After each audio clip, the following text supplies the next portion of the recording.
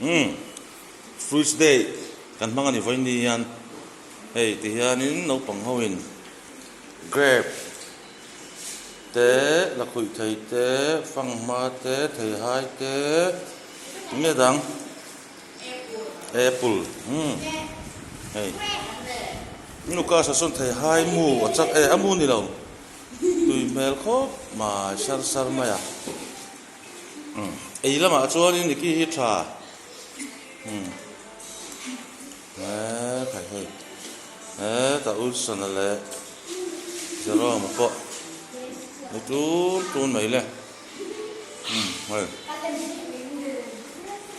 không bỏ là một bộ ít là châu khét lẩu tu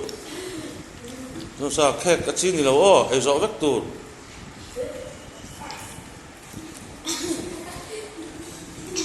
ấy chặt khát chịu mình bây giờ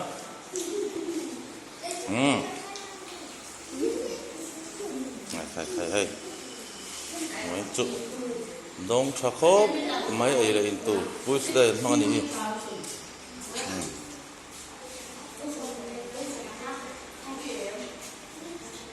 túi có bằng hay cái apple thế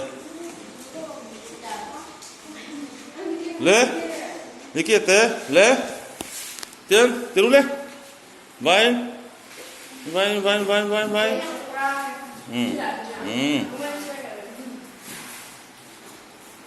bây giờ này đây ta bôi phăng ma lẩu lom mày phăng ma túi chi này khai mỏ ấy xin là ngô hay là túi đôn chỉ ăn xe túi ăn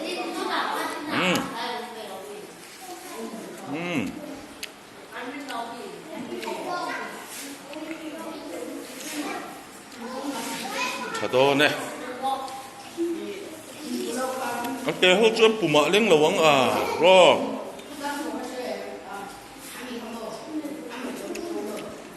ở trên kim rèn chi thì đâu ấy rồi rèn chi thì đâu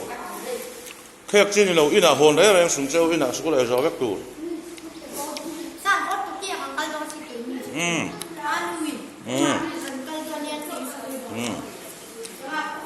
đó này hay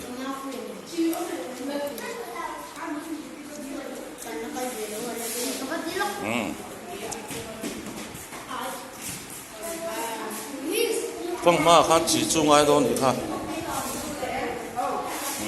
này ấy có đuốc mấy đấy thì đó này hay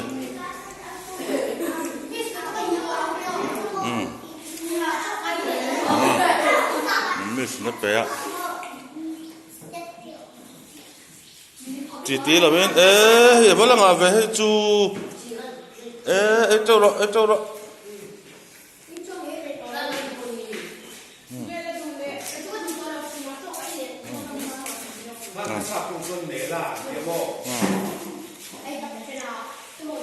thả đó là hay tiền ấy tên mày sao lại con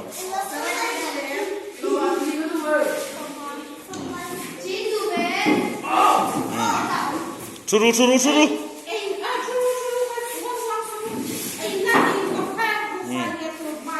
hay atla tất sar tu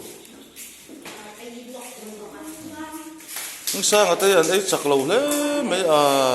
tiếng mình sang ở đây